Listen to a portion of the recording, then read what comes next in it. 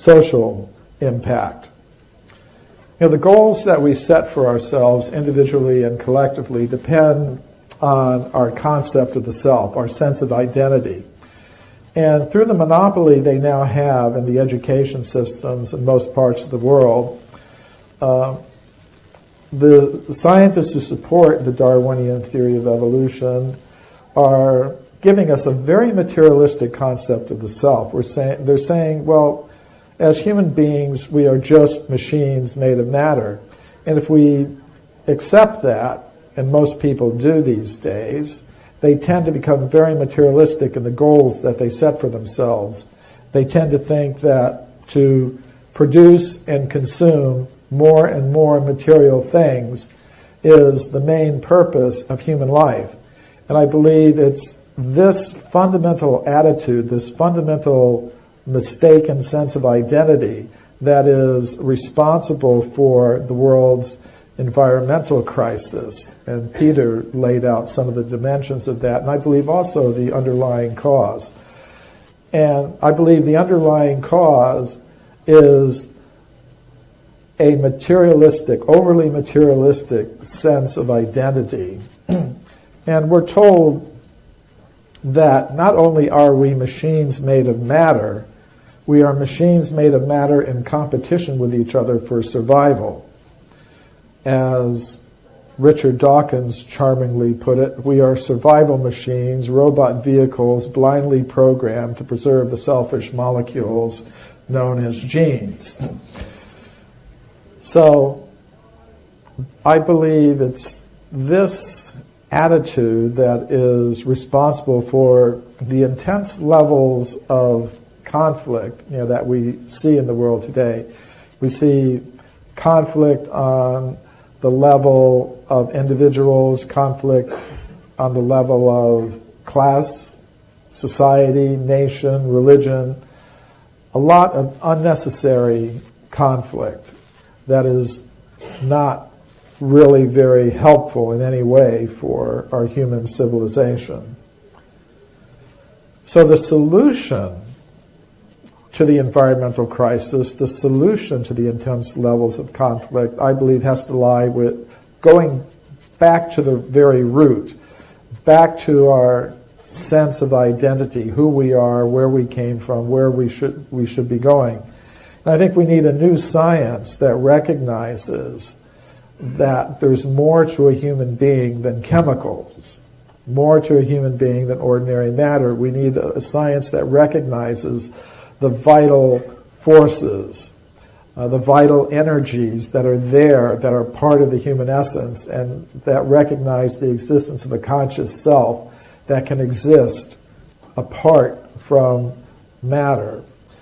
So what I've tried to do in my book, Human Devolution, is give some rational scientific justification for thinking that these things are true.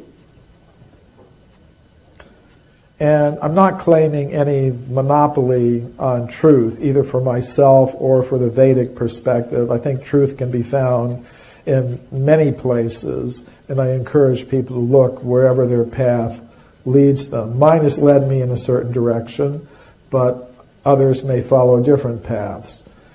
Now, the first thing I want to show is that we really do need an alternative explanation for human origins in strictly scientific terms. Let's first look at what the current theories tell us. They tell us that life began on Earth from chemicals about 2 billion years ago. Then simple life forms arose in the oceans. Then they went to the land. Then about 40 or 50 million years ago, you get the first apes and monkeys. And then about 6 million years ago, you get the first ape men. And then finally, about 100,000 or 200,000 years ago, you get humans like us for the first time on Earth. But ancient wisdom traditions tell a different story. For example, the ancient Sanskrit writings of India tell us that humans have existed since the very beginning of the history of life on Earth. We're not a recent appearance here. But many scientists will say, okay, well, that's what your mythology says, but all the physical evidence supports our point of view. It supports this evolutionary picture of human origins that we see here. But when I did 8 years of research into the entire history of archaeology, I found that there is physical evidence showing that humans like us have existed for millions and millions of years on Earth, going all the way back to the very beginnings of the history of life here. And this evidence takes the form of human bones, human footprints, and human artifacts, many, many millions of years old. So I documented this evidence in this book, Forbidden Archaeology, which is about 900 pages long. Some people call it Forbidding Archaeology because it just seems like too much to pick up. So we brought out this book in a shorter edition called The Hidden History of the Human Race, which has now been translated into 20 languages. This is the Russian edition, the French edition. This is the Bulgarian edition. Now, the evidence that I document in these books is not very well known because of a process of knowledge filtration that operates in the world of science. We can call the blue box up there the knowledge filter, and it represents the fixed ideas that most scientists today now have about this question of human origins. So reports of evidence that conform to these fixed ideas will pass through this intellectual filter very easily, which means that students will read about this evidence in their textbooks. People will see scientists talking about it on TV shows. If they go to the local museum, they'll see these discoveries. But if we have evidence that radically contradicts these fixed ideas, they tend to be ignored, forgotten, even actively suppressed.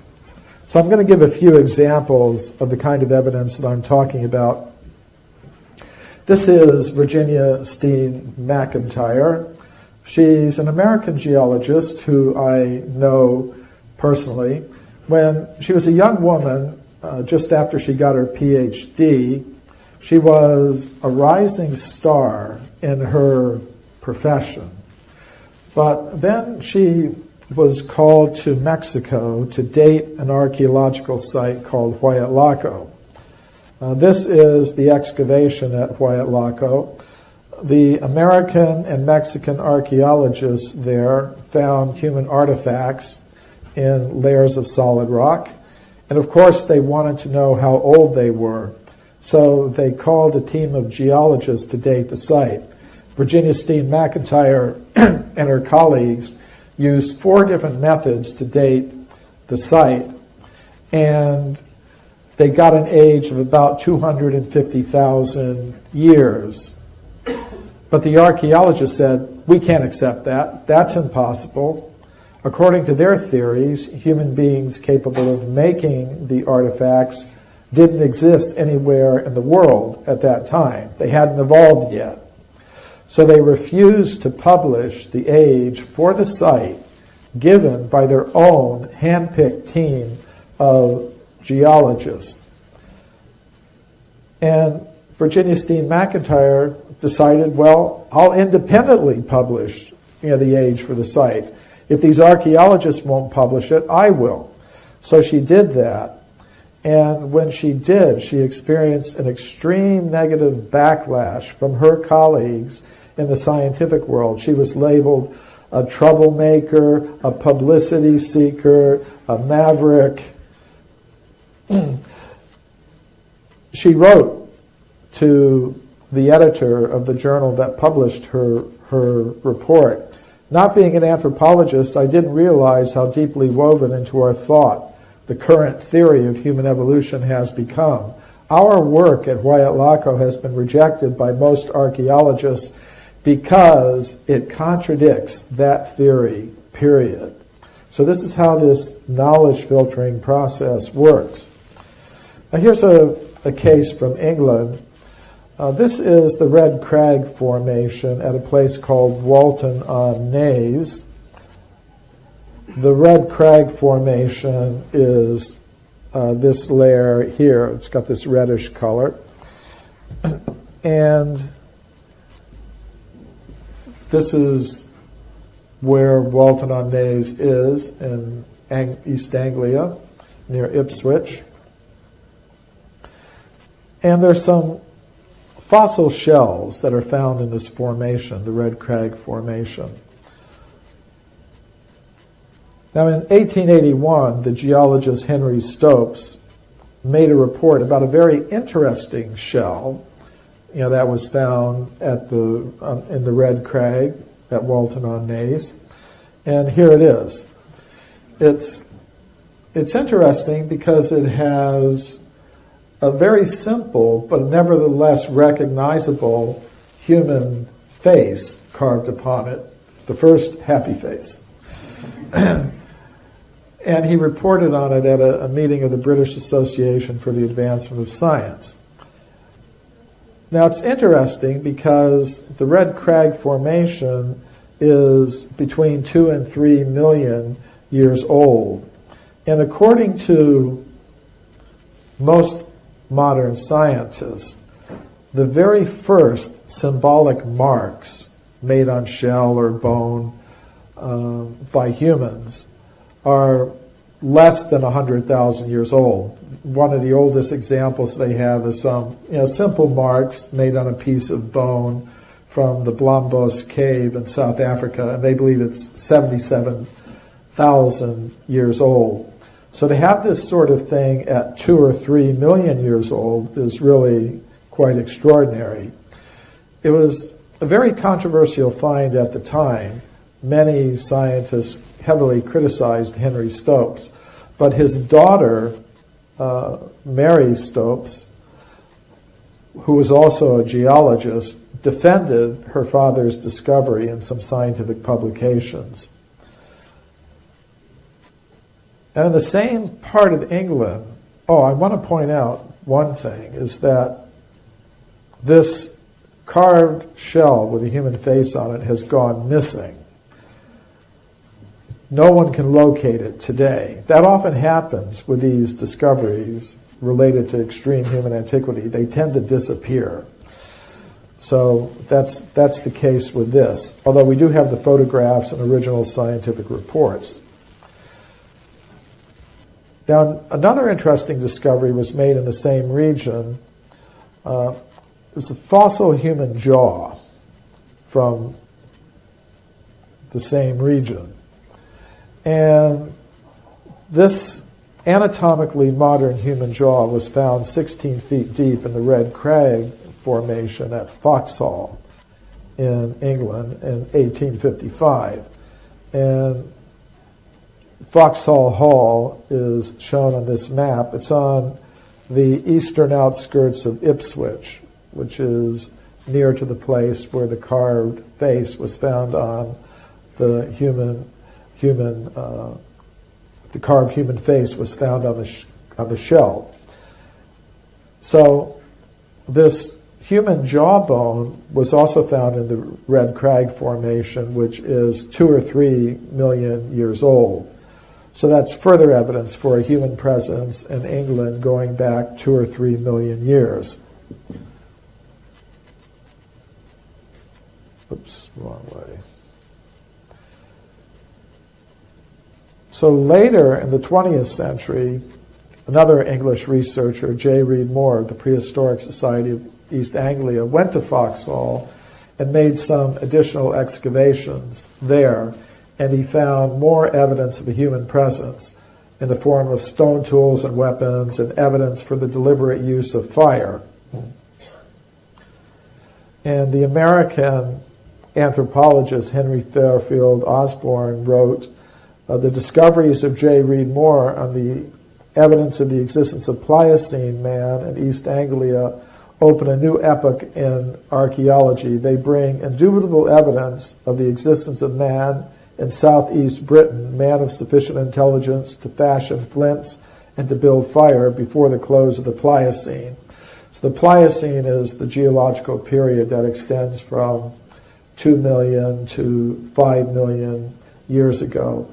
So there's extensive evidence that humans were existing in England between 2 and 3 million years ago. So some people might say, well, that's from the early 20th century or the 19th century. What did they know back then? Where's such evidence being discovered in more modern times? And such evidence has been found. This is Mary Leakey, who in 1979 announced the discovery of many footprints at a place called Laetoli in the country of Tanzania in East Africa. And she said in her original report in National Geographic magazine, the footprints are indistinguishable from modern human footprints. And other scientists also agreed. Paleontologist Tim White said, make no mistake about it, they are like modern human footprints. Now that was pretty unusual because they were found in layers of solidified volcanic ash that geologists say are about 3 or 4 million years old. So at least 3 million years old. The most modern estimate says about 3,600,000 years. Now, neither Mary Leakey nor Tim White believe that human beings like us were present to make those footprints 3 million years ago in Africa. So how did they explain the footprints? Well, they proposed there must have been some kind of ape man who had feet exactly like modern human feet, and that's how the footprints were made. That's an interesting idea, but there's no physical evidence to support it. We have the skeletons of the ape men who existed at that time. They're called Australopithecus, and their foot structure is not like that of a modern human being. The foot skeletons of Australopithecus show that their foot was very ape-like. For example, their feet had very long toes, sort of like human fingers. Actually, the only creature known to science today that has a foot exactly like that of a modern human being is, in fact, a human being like us. So, what did Mary Leakey actually find?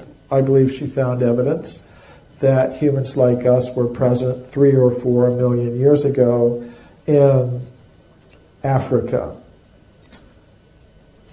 Now let's jump a little further back in time. This is the Portuguese geologist Carlos Ribeiro. He discovered hundreds of human artifacts in his country of Portugal.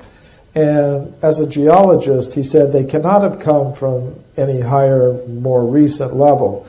The layers of rock in which he found these objects were about 20 million years old.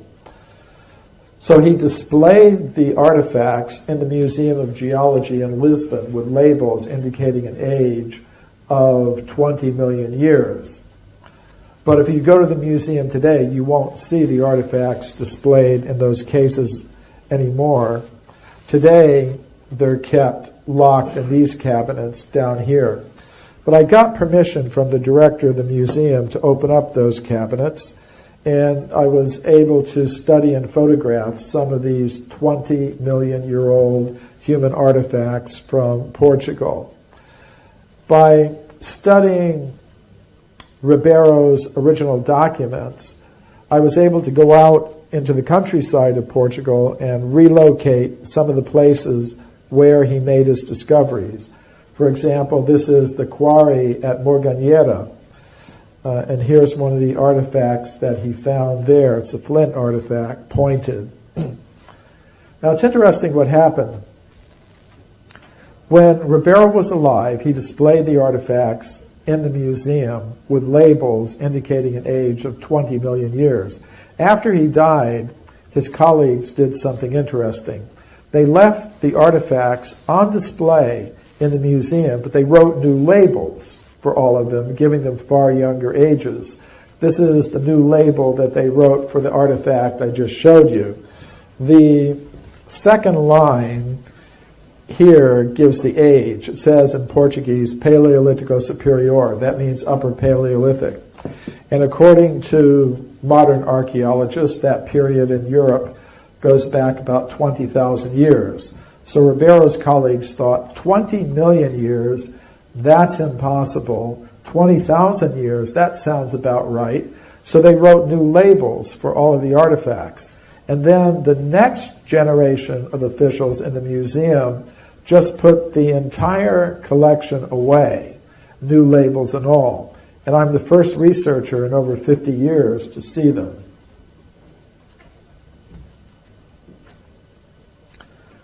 One case that's always fascinated me is the California gold mine discoveries. In the 19th century, gold was discovered in California, and miners went there to get the gold.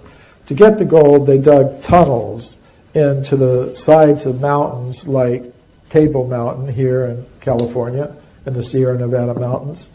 And deep inside the tunnels, the miners found human bones and human artifacts. For example, they found many of these stone mortars and pestles. And what makes these discoveries so interesting to me is that they were found in layers of solid rock that belong to the early part of the geological period called the Eocene, which means they would be about 50 million years old. These discoveries were reported to the scientific world by Dr. J.D. Whitney. He was the chief government geologist of California. His report was published by Harvard University, but we don't hear very much about these discoveries today because of the process of knowledge filtration. Here is the scientist most responsible for the knowledge filtering in this particular case. This is William Holmes, an anthropologist who worked at the Smithsonian Institution in Washington. And he wrote, if Dr. Whitney had understood the theory of human evolution, he would not have published those reports. In other words, if the facts did not support the theory, then the facts had to be set aside. And that's what happened. However, a few years ago, I was a consultant for a television program called The Mysterious Origins of Man, which was shown on NBC, the largest American television network. And the producer had read my book, Forbidden Archaeology, so he got in touch with me. He wanted to include some of the cases from the book in this documentary. So I told him he should go to the Museum of Anthropology at the University of California at Berkeley, because I knew that some of the 50-million-year-old human artifacts from the California gold mines are still in the collection of that museum. So he went there, but the museum officials refused to allow him to see the artifacts, what to speak of film them.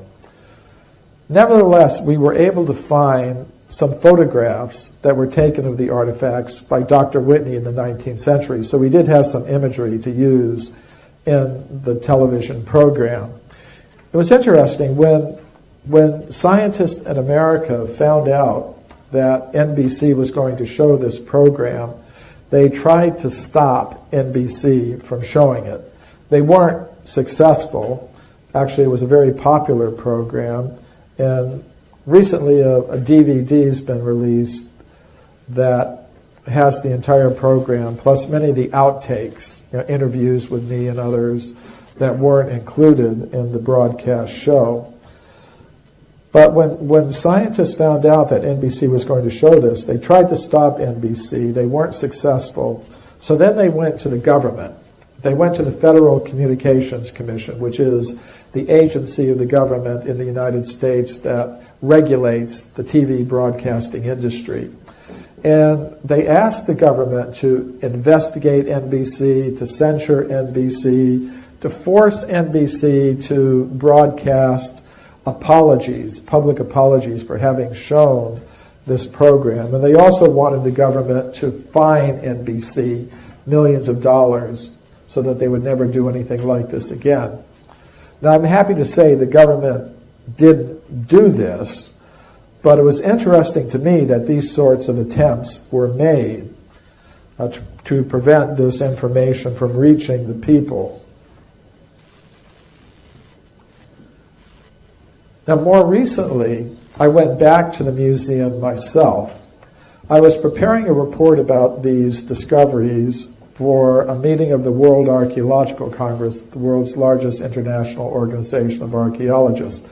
And perhaps because of my connection with the World Archaeological Congress, the museum officials decided they would let me see the artifacts. And they're not kept in the museum itself. They're kept in a storage building several miles from the museum. I had to be accompanied every step of the way by a museum official, and entering this building was quite an experience, with all these card readers and security levels to go through. But the artifacts are still there, and these are some of them. These are some of the 50-million-year-old artifacts from the California gold mines. And many people have seen the movie Indiana Jones, Raiders of the Lost Ark, where in the final scenes they go into the basements of the Smithsonian Institution in Washington and see all kinds of discoveries that are being kept from the public. And many people think, well, that's just Hollywood. But these things actually do happen. There are human artifacts that are extremely old that aren't displayed to the public, but which are in the collections of these museums.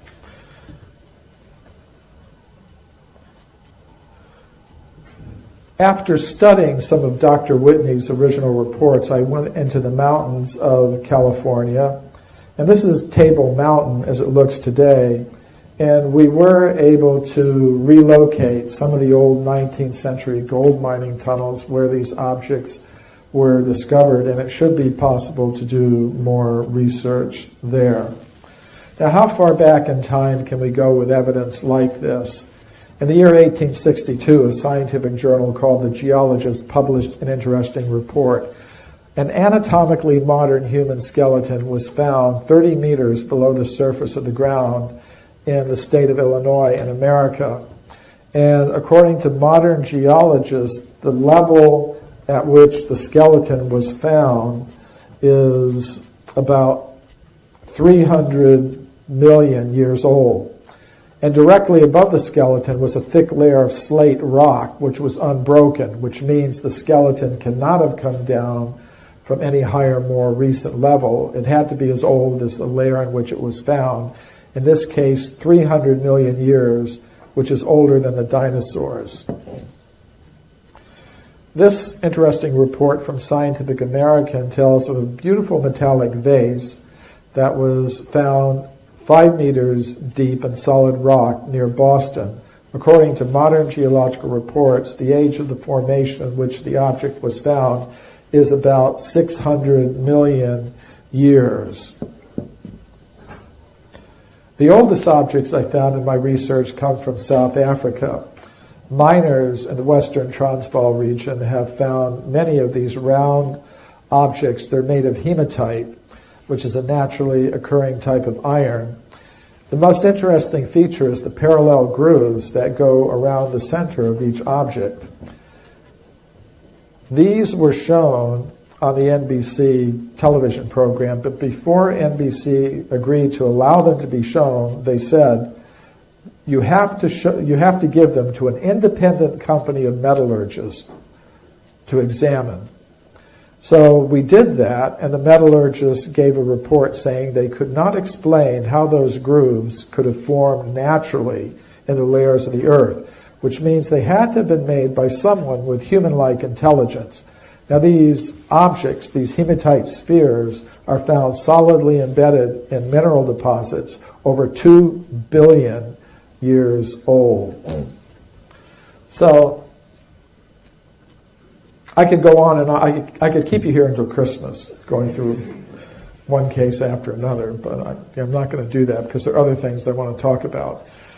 But I'll ask you to remember one thing. There are some scientists who say, all the physical evidence supports this evolutionary picture of human origins, with humans coming into existence about 100,000 years ago. It's not true that all of the physical evidence supports that idea. When we actually look at all the physical evidence, we find a continuous chain of discoveries of human bones, human footprints, human artifacts, many, many millions of years old, going all the way back to the very beginnings of the history of life on Earth, which means we need some new explanations for human origins. And in this book, I've offered a Vedic alternative theory of human origins, which has a lot in common with ideas of human origins that we find in many ancient wisdom traditions. Now, before we even ask the question, where did human beings come from, we should first of all ask the question, what is a human being? We should know what it is we're trying to explain. Now, today, many scientists will tell us that a human being or any other living thing is just a complex organization of the ordinary chemical elements. We're just machines made of matter. But I believe if we carefully look at all of the evidence, we'll see that it's more reasonable to say that a human being is made of three things. Ordinary matter, yes, but beyond that, there is a subtle mind element with some very unusual powers. And beyond that, there is a conscious self that can exist apart from matter. So, when I speak of mind and matter, I don't mean temporary byproducts of bioelectrical activity in the brain. I mean real things with their own independent existence. Now, at this point, some scientists will say, now hold on just a minute. That's not how we do science. We don't start introducing all kinds of strange new substances into our picture of scientific reality like mind and consciousness. This is science. In science, we deal with what we know, and what we know is matter, the chemical elements. So therefore, if we're going to be scientific, we should try to explain everything about human origins in terms of matter organizing itself. Anything else is mythology or something, but it's not science. However, that's not really true. Modern science does operate in a way that involves introducing new substances into our picture of reality. Let's look at cosmology, for example. Until the 1970s, when astronomers looked at the sky, they tried to explain everything they could observe in terms of ordinary matter operating according to known gravitational laws. They found they were not able to do that. For example, they found they could not explain the spiral structure of galaxies in that way. To explain what they actually observed, astronomers introduced a strange new substance they call dark matter, which you cannot observe, but it has a gravitational effect. And they found even that was not enough. So more recently, they've introduced an even stranger new thing they call dark energy, which has a force that operates the opposite of gravity. Gravity attracts, this dark energy pushes things outward. So today, astrophysicists believe the cosmos is composed of only 5% ordinary matter, the chemical elements. They believe that 30% is composed of this strange new substance called dark matter, and that 65% is composed of the even stranger new substance they call dark energy. So I think the same sort of thing is necessary in biology. I don't think we can explain everything we can observe about human beings in terms of the chemical elements, ordinary matter. I think we need to introduce new substances into our picture of biological reality. And I'm not the only one who's saying that. This is Rodney Brooks, who works at the Artificial Life Lab at MIT. A few years ago, he published an interesting article in Nature. He commented that the programs of artificial life and artificial intelligence are failing to deliver the results that most scientists expected would be possible. And that's interesting because if life really is just a combination of matter, we should be able to duplicate important features of life in computers and machines like robots. And we are to a certain limited extent, but we are not able to produce anything that is remotely like what human beings are really capable of. So he was wondering, why are we failing? Could it be we don't have powerful enough computers? Maybe our algorithms aren't complex enough? He decided, no, we've got excellent computers, we've got excellent computer programmers and technicians who can build robots. What's the problem? The real problem, he said, is this. There might be some extra sort of stuff in living systems outside our current scientific understanding. And what might that extra stuff be? Among the possibilities he was considering were some ineffable entity such as a soul or elan vital, some vital force. And I agree with him.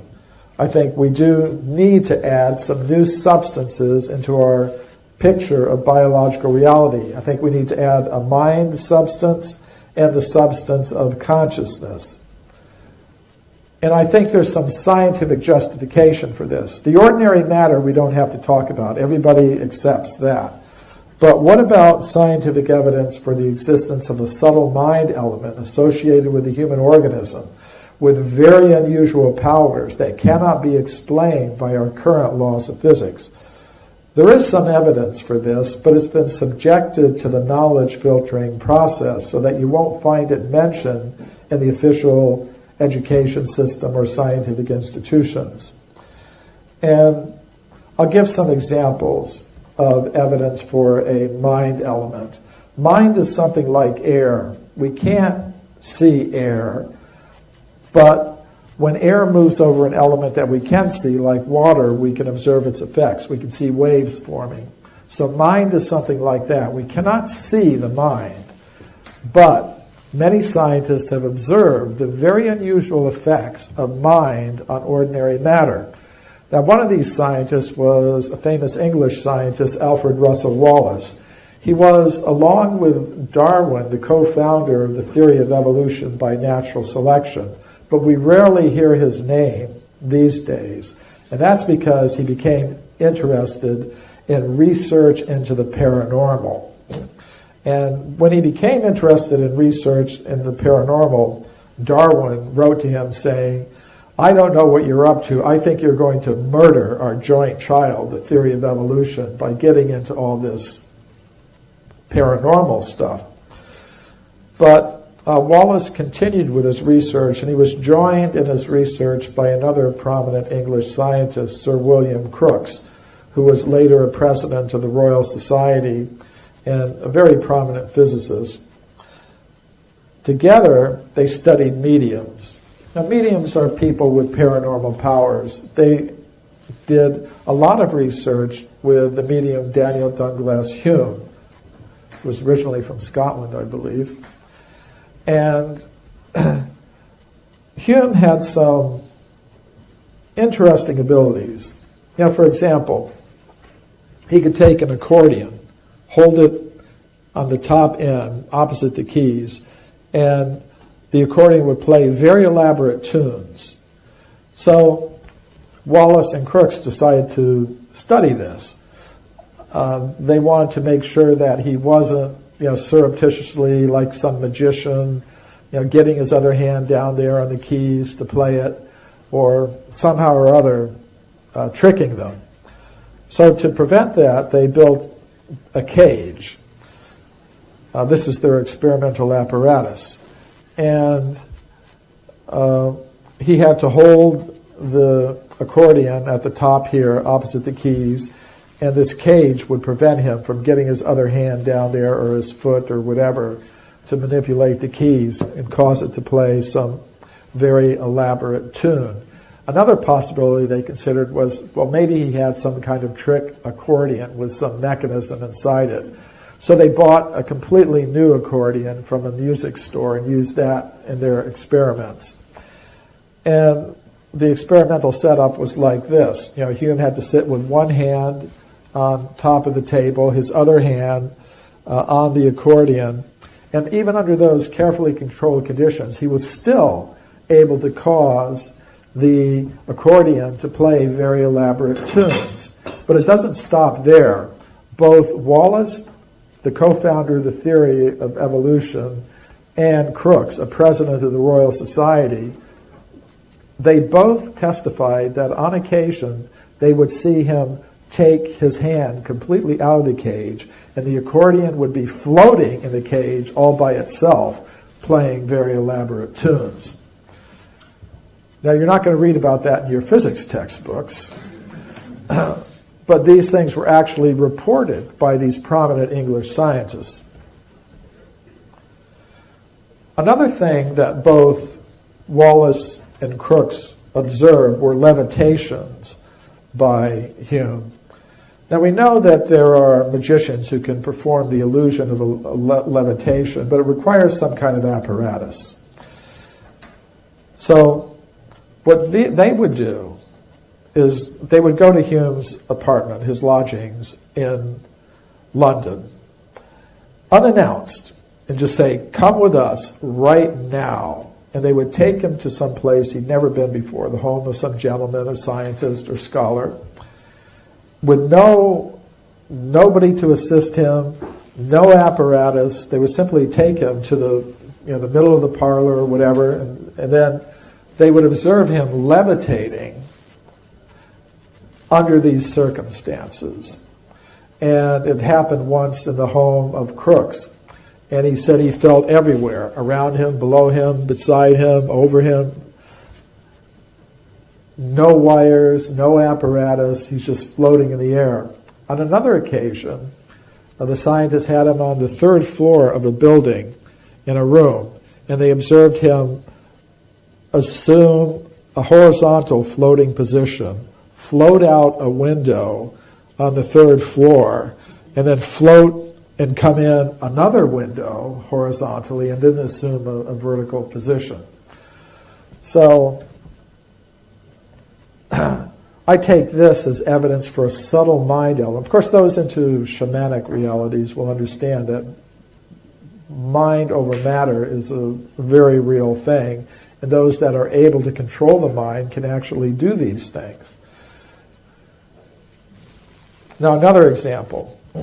Every physics student learns about the work of Pierre and Marie Curie. They were husband and wife. They both got Nobel Prizes in physics for their work in discovering radium and other things. And you read about this in every introductory physics textbook. What you don't read about is that they were heavily involved in research into the paranormal. They were part of a group of 20 prominent European scientists who were doing such research in Paris early in the 20th century. The group included 5 Nobel Prize winners. The group did 2 years of experiments with the Italian medium Eusapia Palladino. And this woman had some very unusual powers, mind over matter, psychokinetic types of abilities. So on one occasion, they had the medium in the Psychology Institute in Paris, not in somebody's dark parlor, which is the normal sort of preconception. They had her in broad daylight in a scientific institution in Paris.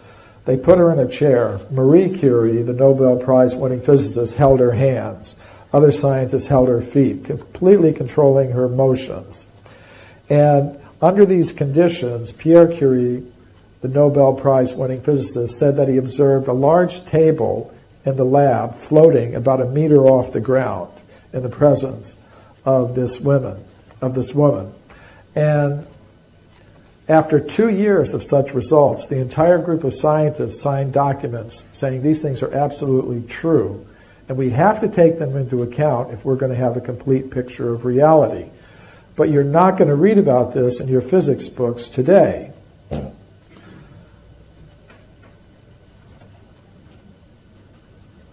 In more recent times, Robert John, head of the engineering department at Princeton University, did some very interesting experiments with random number generators. Random number generators are computer-like machines that will generate as an output a genuinely random series of zeros and ones. If you let the machines run by themselves, they'll generate 50% zeros, 50% ones. But John and his colleagues asked students from the university to sit in front of these machines and simply will mentally that the machines produce more ones than zeros or more zeros than ones. And these experiments went on for over 10 years. They're very well documented. And the students were actually able to do it. They were actually able to cause the output of the random number generators to vary just according to their mental intention. So again, this is more evidence, I believe, for the existence of a subtle mind element associated with the human organism that can act on ordinary matter in ways we can't explain by our current laws of physics. There have also been some very interesting experiments carried out at universities in Europe on extrasensory perception. In these experiments, one person called a receiver is put into a very relaxed state. Meanwhile, at another location, another person called a sender is shown an image randomly selected by a computer. The sender tries to mentally send the image to the receiver. And then, at the end of each trial, the receiver is shown 4 images, one of which is the actual target image. And the receiver has to select from the 4, which was the image that was being sent. Now, if you run this experiment for tens of thousands of times, and you assume there's no paranormal effect, then you would expect that the receivers will pick the correct image 1 time out of 4, 25% of the time. However, the researchers find that the receivers are able to pick the image at a rate greatly exceeding 25% of the time, indicating they are able to pick up the mental image that is being sent to them by the sender. So there's a lot more that could be said, but I think this is sufficient to show that if we're going to talk about human origins, we can't just consider the chemical elements. We have to also consider this subtle mind element with its very unusual powers. Now, what about scientific evidence for a conscious self that can exist completely apart from the body? There is such evidence. It comes from medical studies of out-of-body experiences. Now, there are times when a person should be completely unconscious, like when you're listening to a long, boring lecture like this right after lunch. Is everybody still conscious? Okay, we'll go on. Maybe I'll succeed in putting you to sleep later. For example, during a heart attack, the heart stops beating, blood stops flowing to the brain, medical instruments show that the brain waves cease. At a time like that, a person should be completely unconscious. But many people in that condition report separating from their bodies, looking down and observing what the doctors and nurses trying to revive them are doing. The American cardiologist Michael Sabin heard some of these reports from his patients, and he wondered, are they telling the truth or are they just making up some stories? So he did a study. He selected 25 heart attack patients who had reported these kinds of experiences, and he carefully interviewed each one of them. He wanted to know, what did you actually see the doctors and nurses doing? Tell me in every detail what you observed. Then he went to the doctors and nurses who had treated these patients, and he asked to see their detailed medical records. And the patients do not see these detailed medical records. And in each case, every case is not the same. Different treatments are given in each case. But he found that the reports given by the patients matched the records kept by the physicians who had treated them, indicating that they were not just making up some stories, they were actually reporting real experiences. So these kinds of studies have been repeated at many medical institutions around the world.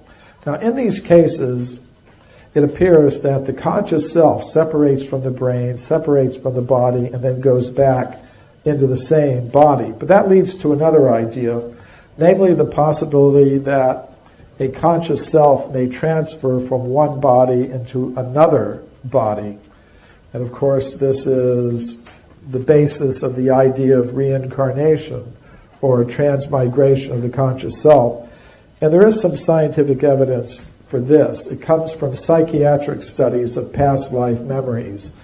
Dr. Ian Stevenson and his colleagues studied thousands of cases of past life memories reported by young children in various countries around the world. And in over 800 of these cases, they were able to verify the existence of the person the child claimed to have been in the past life. So,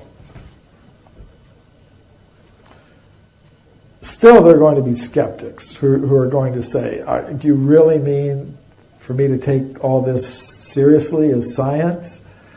And I thought it was interesting that Carl Sagan, who was pretty skeptical about a lot of these things, said in his last book, The Demon-Haunted World, there are 3 claims in the ESP field which deserve serious study. 1, that by thought alone, humans can affect random number generators in computers. 2, that people under mild sense deprivation can perceive thoughts or images projected at them. And 3, that young children sometimes report the details of previous life.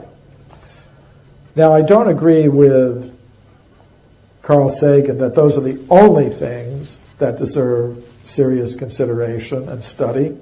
But even those 3 things alone are enough to make the point I'm trying to make, that there is more to a human being than chemicals. A human being is composed of 3 things: matter, mind, and consciousness. This leads to another idea, because we have to explain where all these things come from and how they come together in the human form. And this is the idea that we live in a multi-level cosmos. There's one level of the cosmos dominated by ordinary matter. It's inhabited by beings adapted to the conditions there. That's where we find ourselves now. Beyond that, there is a level of the cosmos dominated by the subtle mental energies.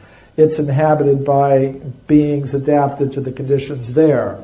And people have different names for them. They call them angels, astral beings, demigods, goddesses, many different names for them, jinn. And beyond that, there is the level of pure consciousness, which is inhabited by beings adapted to the conditions there. Now again, this may seem quite beyond the worldview of modern science, but it's part of the traditional worldviews of the world's great cultures. Christianity had a worldview like that during the medieval times, where you have a terrestrial level, a level inhabited by angels and other subtle beings, and then finally some ultimately spiritual level, which I call the level of pure consciousness. And the Egyptian cosmology has that, Chinese cosmology, practically all the cosmologies of the world's ancient wisdom traditions had the idea of a multi-level cosmos. But it does seem quite beyond the range of modern science.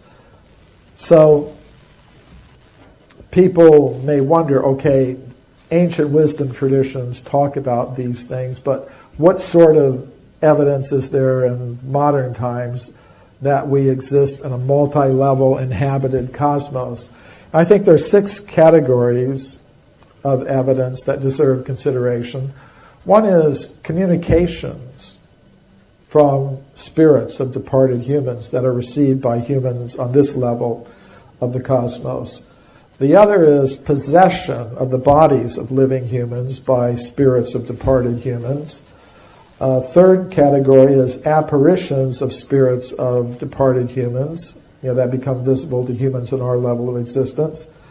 Fourth, possession of bodies of living humans by spirits of superhuman beings of either a divine or demoniac nature.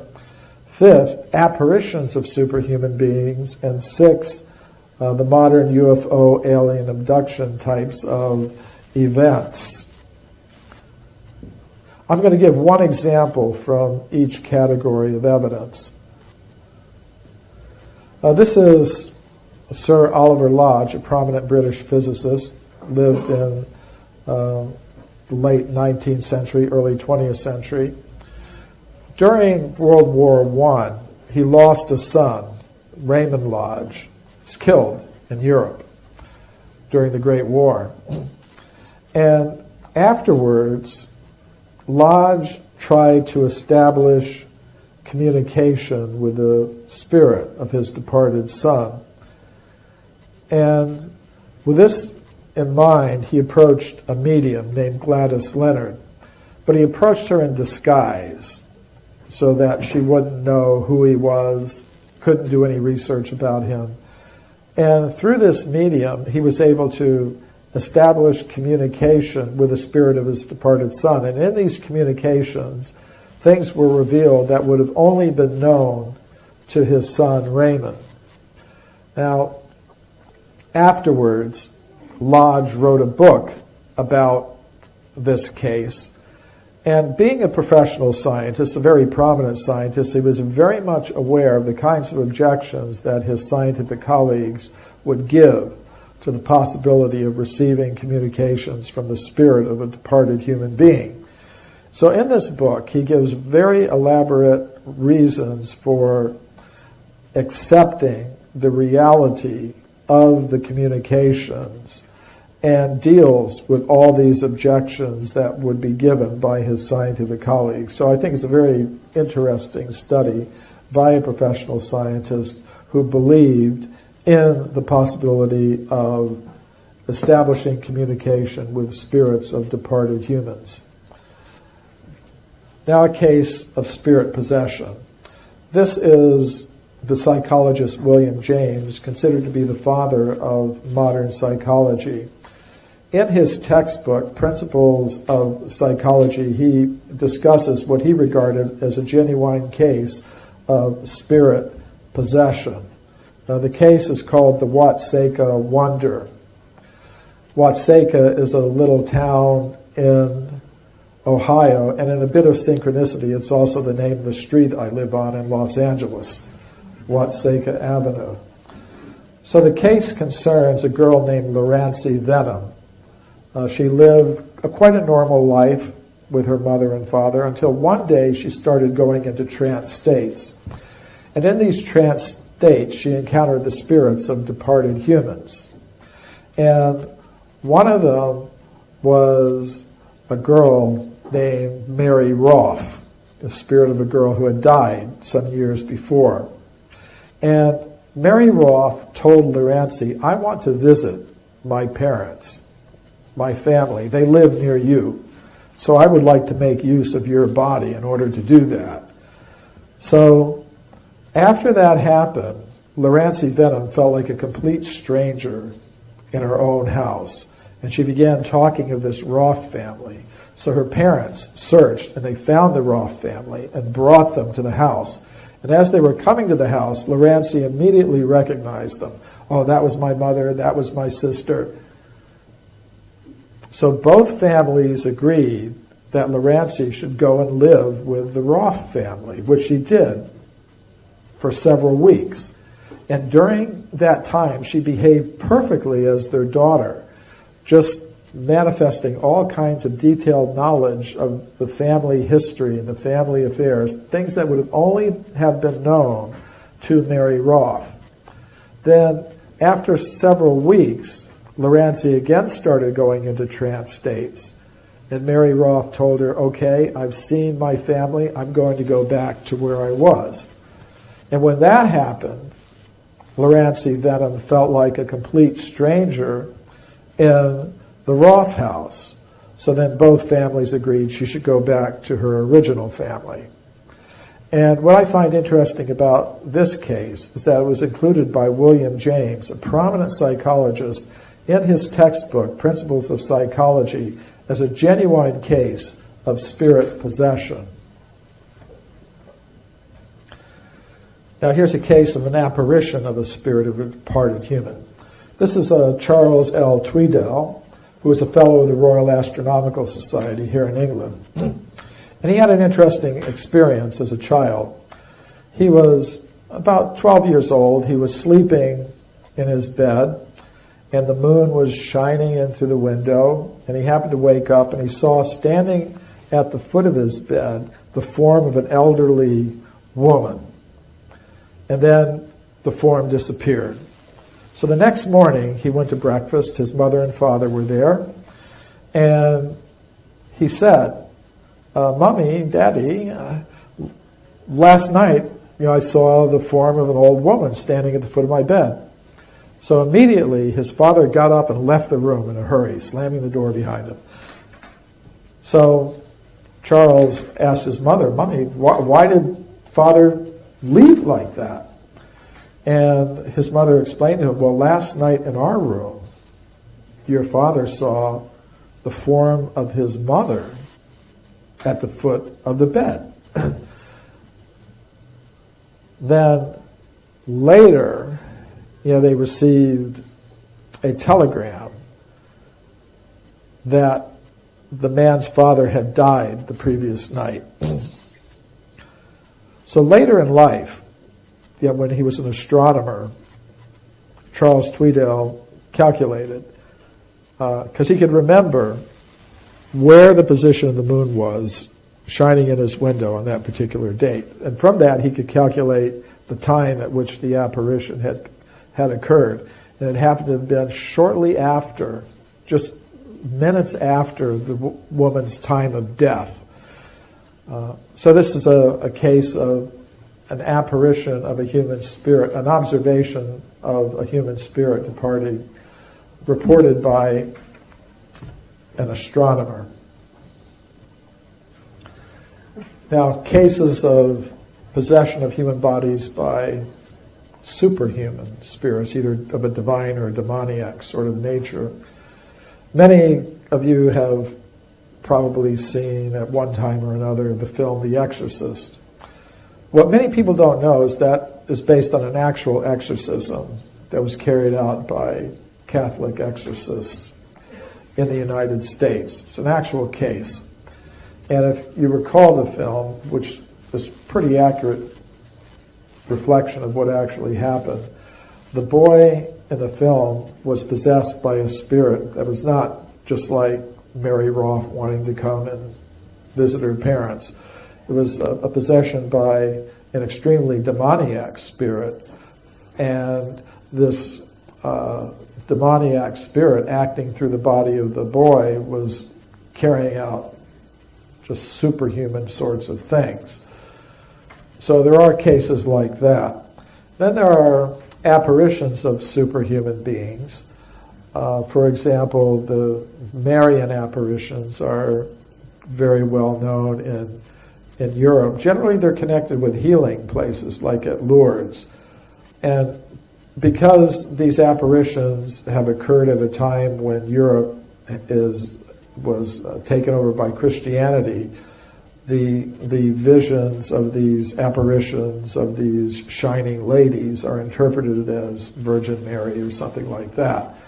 However, in previous times, there are many cases in Celtic Europe, for example, of healing goddesses being associated with different places. So, who are these apparitions? Hard to say. Maybe they're the Virgin Mary, maybe there's some other healing goddess. And then there are the reports of the modern UFO alien abduction types of events. And among the researchers who study these things, there's one group which could be called the nuts and bolts researchers, who believe they're dealing simply with some other human beings pretty much like us who have similar type of technology, but just more advanced. They interpret it in just a mechanistic fashion. But there's another group of researchers who notes paranormal elements to the UFO and alien abduction types of events. For example, many of the people who have been abducted report communicating telepathically with the aliens or the extraterrestrials. They may report being floated through walls and things of that sort.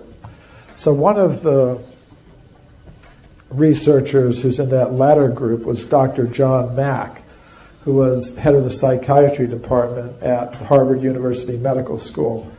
Actually, both he and I were invited to speak at a crop circle conference in Glastonbury a few years ago.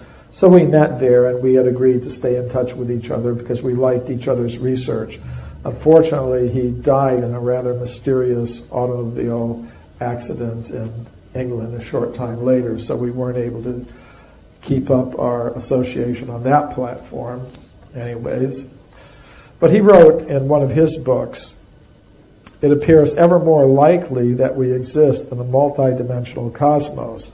The cosmos appears to be filled with beings, creatures, spirits, intelligences, gods." Now you could imagine what sort of trouble that got him in with his colleagues at Harvard, who convened an academic court to try to have his tenure removed. Now he successfully fought that.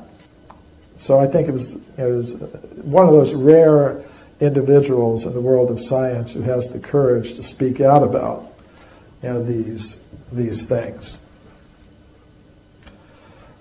So if we have a multi-level cosmos, there are different features of that. One is travel between the different levels, which may be carried out in different ways. It may be carried out shamanically. This is Black Elk, an American Indian shaman, who reported being taken to other levels of the cosmos by his spirit guides. So that's one way to travel, through the different levels of the cosmos shamanically. And there are also those who report, being able to travel through these different levels in a mechanical way, but it's based on a technology quite different from what we're accustomed to deal with today.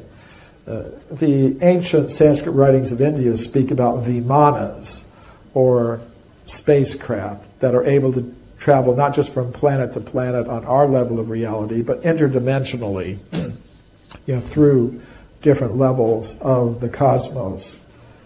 There's also the phenomenon of information transmission between the different levels. This is a statue of an Assyrian king receiving communications from a sun god, Shamash. And in most ancient wisdom traditions, we have similar accounts. Now today, even modern science recognizes the possibility of receiving communications from extraterrestrials. Most governments in big countries have, at one time or another, had some program for SETI, Search for Extraterrestrial Intelligence. Generally, this tends to involve receiving radio signals from outer space with radio telescopes. But there may be other ways in which extraterrestrials are attempting to communicate with us, such as through crop circles, for example. Another phenomenon is that beings at the higher levels of the cosmos are able to influence the forms of the living things on the lower levels. And we get some hints of this in phenomenon such as the Lourdes phenomenon. The story is very well known to little French girls. Some French girls went out to some cave near the village where they lived, and they saw the form of this shining lady. And in this cave there was a little spring, and then people would go to that spring and they'd experience miraculous healings. As I said, this has been interpreted through a Catholic lens, a Christian lens, but who knows? Healing goddesses have always been part of the European landscape, even before Christianity. But what I like about Lourdes in particular is that there's a medical institution there where they carefully document these cures. If a person comes in with some incurable disease or condition, it's carefully documented, and if a cure is experienced, that's also documented. There was a case of a French worker who had an extreme case of varicose veins, and then shortly after bathing in the waters at Lourdes, the case was completely cured. Now it's interesting that the cures are not attributed to anything in the water. the cures are attributed to the higher being that is associated with that locality. So let me bring things to a close here, summarize what I mean by human devolution. What I'm proposing is that we begin our existence as beings of pure consciousness on the level of pure consciousness. Now, the ruling principle of that level of pure consciousness is love. Love for the source of all conscious beings, love for all other conscious beings. Now, if a conscious self becomes egotistical, if a conscious self becomes selfish, it can no longer exist in that harmonious level of pure consciousness. Then it comes down to lower levels. It may come down to the level of the subtle mind element, and it may exist there as an angel or god or goddess or astral being. Or it may come further down to the level of gross matter, where it will receive a covering of gross matter, and those coverings are what we call bodies. So what I mean by devolution is the process by which a conscious self becomes covered by the lower energies of mind and matter. So to put it in a nutshell, we don't, as conscious beings, evolve up from matter, as most scientists now believe. Rather, we devolve or come down from this level of pure consciousness.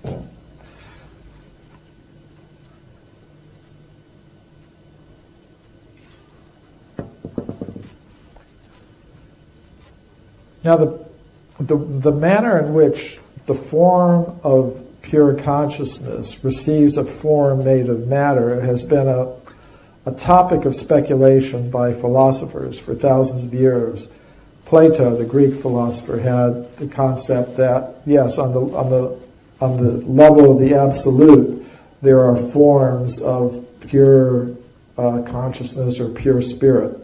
And then through the agency of a creature he calls a demiurge, those forms of pure consciousness are translated into material forms on our level of reality.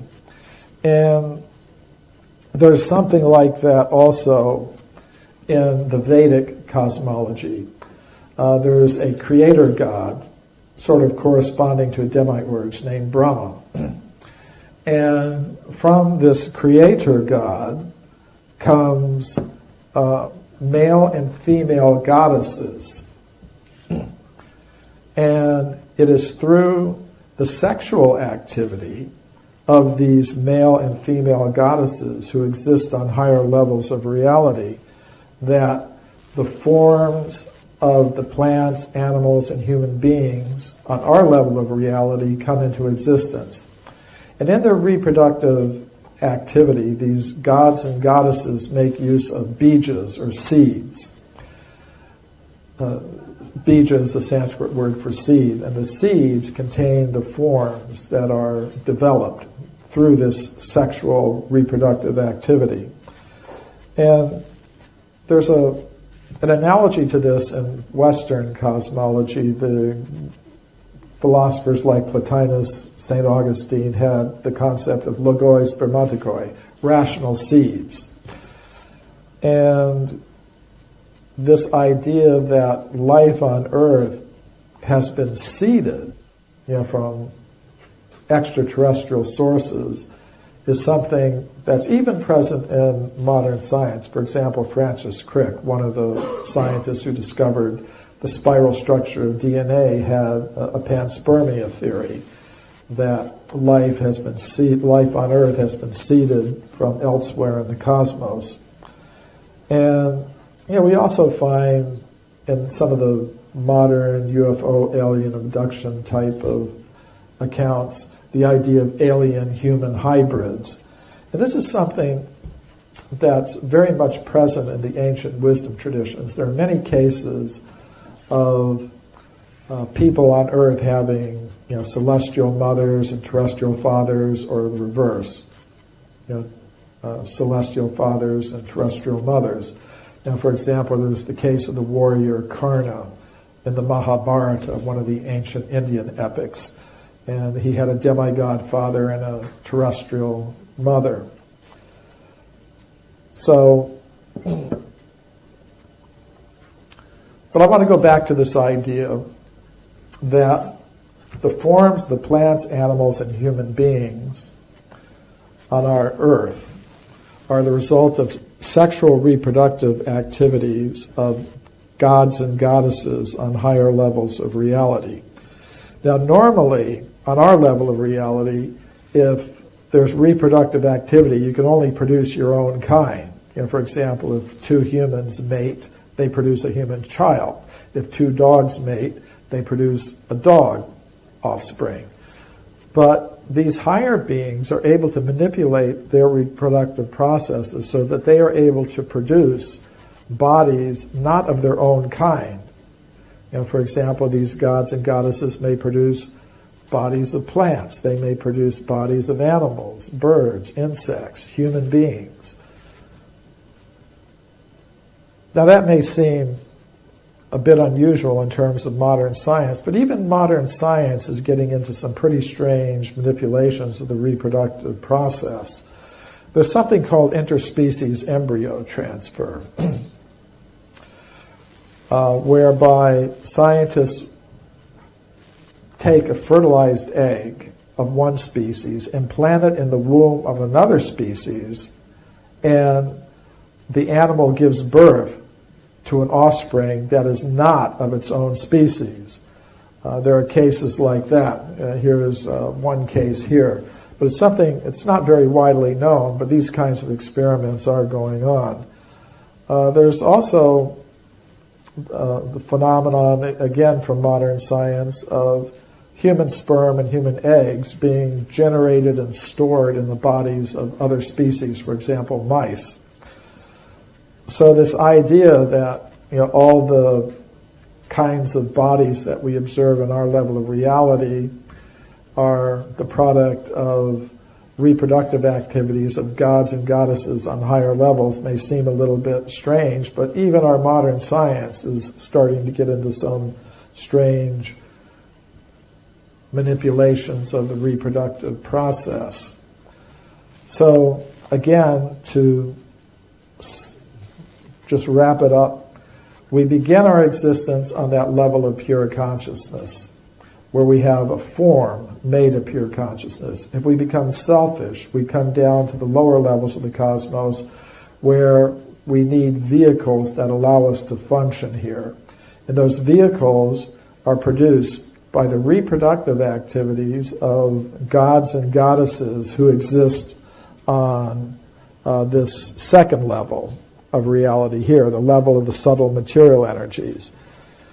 So that's what I mean by devolution, the process by which the pure conscious self becomes covered by layers of lower energies, mind and matter, and those coverings are what we call bodies.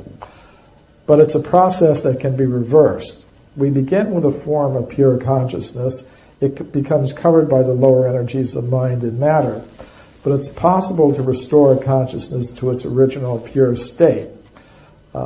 And that can be accomplished by different systems of contemplation, yoga, meditation, shamanic types of exercises. And as I said, I don't claim to have any monopoly on truth. The kinds of things I've been saying are not my own. They're the property of the ancient wisdom traditions, the common heritage of our whole human species. And if we can actually engage in this process of discovering what our real self is, it can be very helpful in resolving a lot of the problems that we have in the world today. Just like a geologist could tell us how to extract the element of pure gold from its ore where it's mixed with other less valuable elements. Now, once you've extracted the gold from its ore, you could form it into coins and stamp the coins with the symbols of different nations.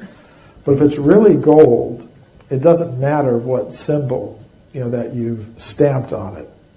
So in the same way, if by some process of yoga or meditation or contemplation or mystic discipline, we're able to extract the element of pure consciousness from its covering energies and understand, yes, I am a being of pure consciousness. All others are beings of pure consciousness. We've all come from the same place. We're all related. We have higher needs. There's no need for us to be exploiting the resources of the earth in an unsustainable way. We should be trying to live our lives in the most simple, we should be living our lives in such a way that we satisfy our material necessities in the most simple, natural, and efficient way possible. And since we're all related to each other, there's no need to be fighting over less important things. If we're able to come to that level of awareness, then it doesn't matter what you call the process, how you label it, just as long as you get the result. So, just once more, I'd like to say, thank you to Karen for inviting me. Thank you all for listening. And I've just been, I think, giving another perspective on what's been said so well by those who've come before me today and who will come after. Thank you very much.